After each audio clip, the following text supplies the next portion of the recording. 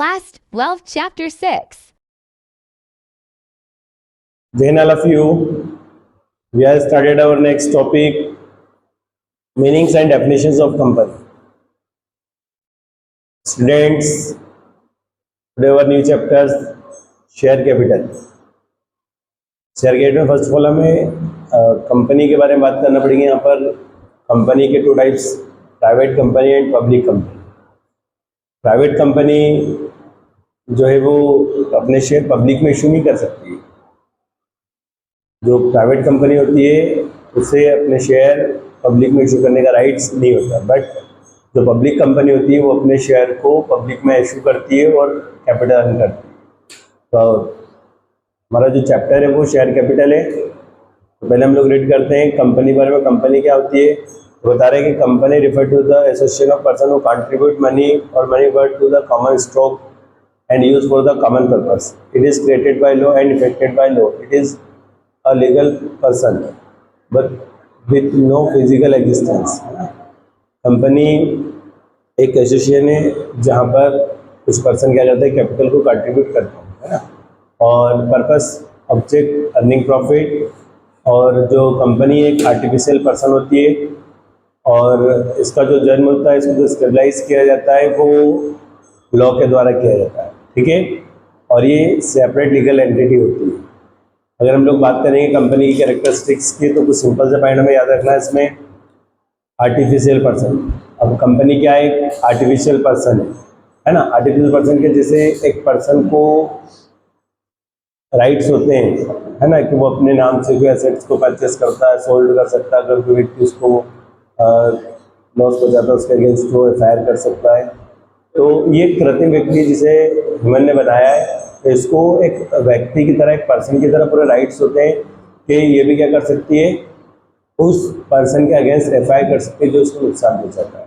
और कंपनी खुद के नाम से बिजनेस कर सकती है ना. कंपनी क्या कर सकती है, खुद के नाम से बिजनेस कर सकती है, एसेट परचेस कर सकती है, ऑर्डर पास कर सकती है, इंस्ट्रक्शन दे सकती है.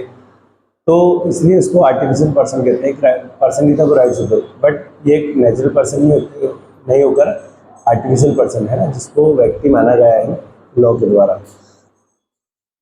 अब ये क्या है, जो अगर हम लोग बात करें यहाँ पर लायबिलिटीज़ की, तो कंपनी के जो मेंबर्स हैं उनकी लायबिलिटीज़ लिमिटेड होती है. अब लिमिटेड मीन्स हमने पार्टनरशिप की जब बात की थी तो वहाँ पर बताया कि जितने भी पार्टनर्स होते हैं उनकी लायबिलिटीज़ अनलिमिटेड होती है. कि अगर लॉस हो गया तो उस लॉस की कंडीशंस में वो जो पार्टनर है उनको अपनी प्राइवेट एसेट्स को सोल्ड करके भी क्या करना पड़ेगा, उस लॉस को पूरा करना पड़ेगा. बट कंपनी में ऐसा नहीं है. अगर शेयर होल्डर ने जितना पैसा कंपनी में इन्वेस्ट किया है ना, उसके अलावा अगर लॉस भी होता है तो उन्हें कोई अपनी प्राइवेट एसेट्स को सोल्ड करने, पर्सनल एसेट्स को सोल्ड करने की ज़रूरत नहीं है ना, उस लॉस के लिए. तो इसलिए इसके जो मेंबर्स होते हैं उनकी लायबिलिटीज़ क्या होती है, लिमिटेड होती है.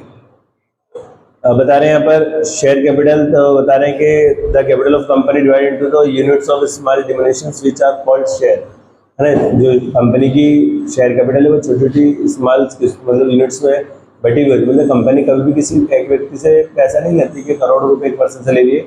इसके जो शेयर होते हैं छोटी छोटी यूनिट्स में होते थे. एक शेयर की कीमत 10 रुपीज़ है तो कंपनी का 10,000 शेयर अगर इशू कर तो 1 लाख रुपीज़ अर्न होगा उसके पास, या 1 लाख शेयर इशू कर 10 रुपीज़ वाले तो 10 लाख रुपीज़ हो गए. तो कोई पर्सन ने 1000 शेयर परचेस कर लिया, किसी ने 2000 कर दिया, 500 ऑफ जो 10 रुपये, तो उसका पैसा भी एक साथ नहीं लेते कि 10 रुपीज़ की भी 4 कॉल्स 3 कॉल्स में पेमेंट लेती है. Application allotment, first call, second call. तो स्मॉल यूनिट्स में क्या करती है, पैसा अर्न करती है. ठीक है. तो कंपनी जो कैपिटल है, जो एक लार्ज पार्ट होता है वो तो ज़्यादातर इसका पब्लिक कंपनी में शेयर कैपिटल से आता है. आगे बता रहे हैं कि नंबर ऑफ मेंबर्स. अगर नंबर ऑफ मेंबर्स की बात करेंगे तो पार्टनरशिप में मिनिमम, अगर प्राइवेट कंपनी है तो 2 मेंबर्स और मैक्सिमम 200 मेंबर्स. और अगर पब्लिक कंपनी की बात करेंगे तो पब्लिक कंपनी में मिनिमम 7 मेंबर्स होते हैं और मैक्सिमम जितने शेयर इशू करे उतने मेंबर्स पार्टनरशिप में होते हैं. ठीक है. उसके बाद अगर हम लोग बात करेंगे यहाँ पर कॉमन सेल, तो जैसे मैंने आपको बताया था कंपनी क्या है, एक आर्टिफिशियल पर्सन है. जब आर्टिफिशियल पर्सन है तो जो भी डॉक्यूमेंट्स वगैरह पास करते तो उसमें कुछ सिग्नेचर तो कर नहीं सकती है. तो उसके लिए सिग्नेचर के लिए जो यूज़ किया जाता है कॉमन सील का यूज़ किया जाता है। ये कंपनी की एक सील होती है और जो कंपनी का बोर्ड ऑफ डायरेक्टर जिसको सभी होल्डर्स द्वारा इलेक्शन के द्वारा उन्होंने जिस व्यक्ति को इलेक्ट किया है वो पर्सन क्या करता है, वो व्यक्ति के राइट्स होता है कि वो जो भी ऑर्डर इंस्ट्रक्शन है उस पर कंपनी के सील को लगा दे। तो जब किसी भी डॉक्यूमेंट्स पर कंपनी की सील लग जाती है मतलब ये कंपनी का ऑर्डर है। तो जो भी डॉक्यूमेंट्स इशू किए जाते हैं, जो भी डॉक्यूमेंट इंस्ट्रक्शन दिए जाते हैं उस पर कंपनी की सील लगाई जाती है, जिससे मीन ये होता है कि भाई कंपनी का ऑर्डर है। तो कंपनी जो भी अपने काम करती है जो भी डॉक्यूमेंट्स पर, तो वो सिग्नेचर के रूप में क्या क्या यूज़ करती है, कॉमन सील का यूज़ करती है।